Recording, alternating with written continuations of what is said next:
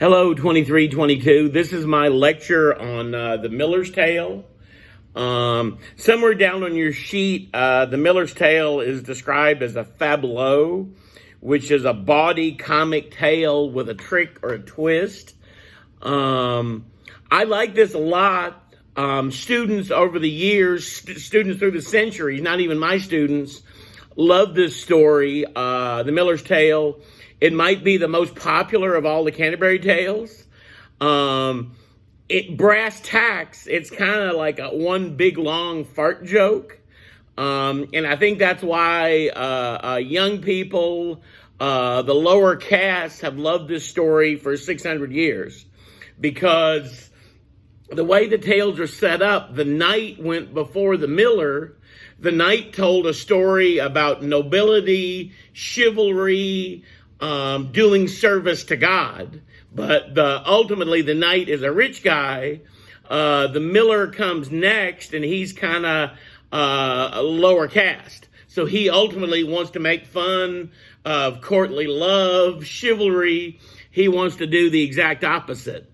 The miller himself, honestly, he kind of looks like me. He's big. He has a red face. He might drink a few beers. A miller works at a grain mill, and he's a steward for other people's property. Other people that come in and want grain need to trust the miller.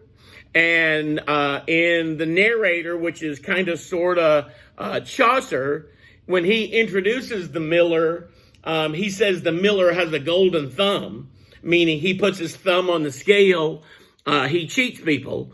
And if you notice, the narrator, Chaucer, wants I believe the monk to go next in line after the knight, but the miller comes in and interrupts him.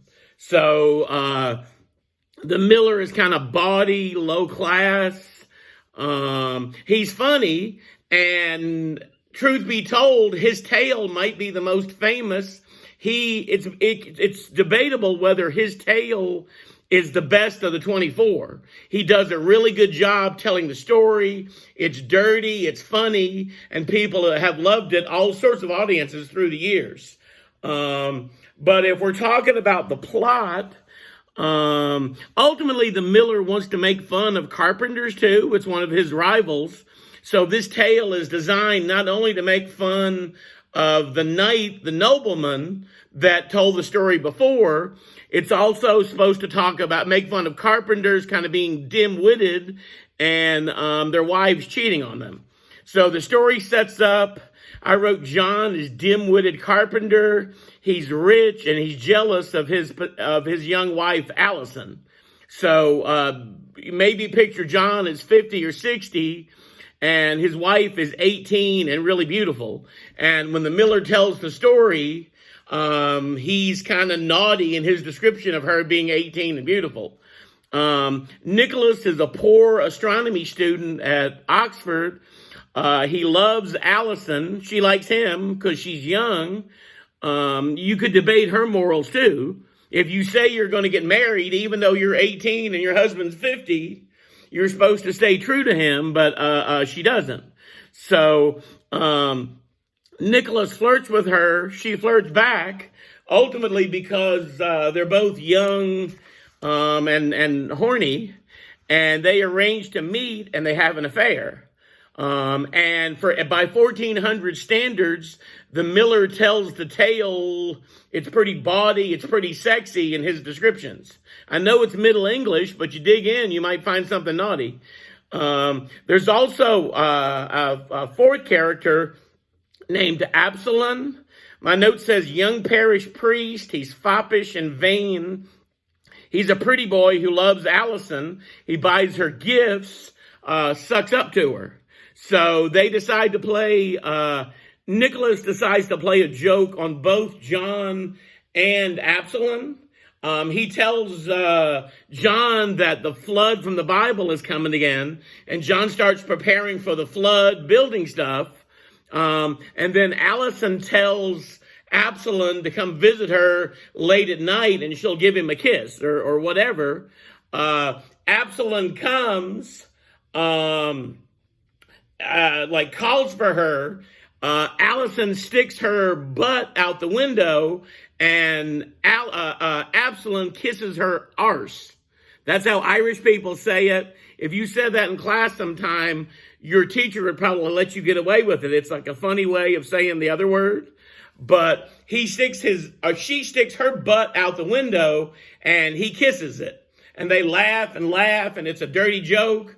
It might be almost as funny in 2020 as it was in 1400. So he hears them laughing. He gets mad.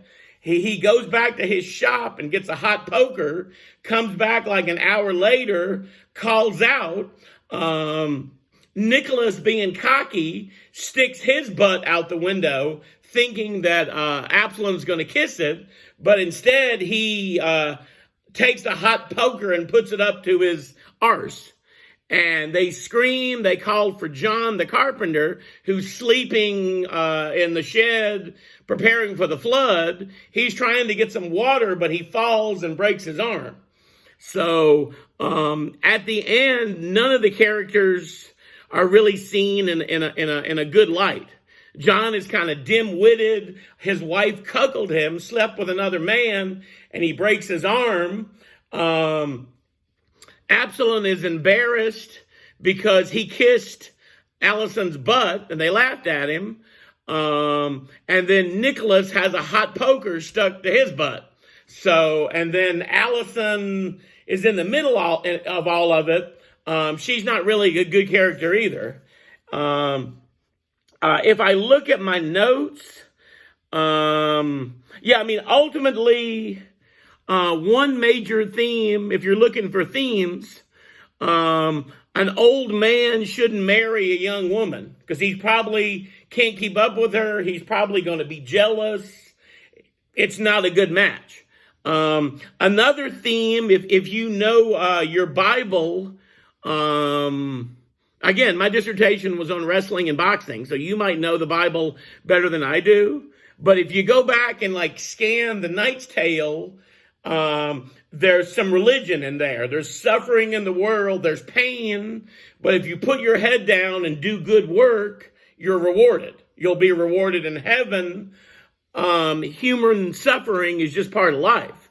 And the miller, by telling his tale, wants to make fun of that. The miller's sarcastic, kind of the way, maybe a rich guy who goes to church would tell you a nice moral, but a poor guy working in the oil field, if he got a chance to one-up the rich guy, to, flip the rich guy's story, he would do it. So the Knight's Tale before is kind of about the fall of man. There's suffering in the world, but if you say your prayers and eat your vitamins, you'll be rewarded in heaven. The miller wants to turn that on its head. Sarcastic, flip, the Fableau part. No meaning, men are dogs, women are temptresses, or whatever you want to call it.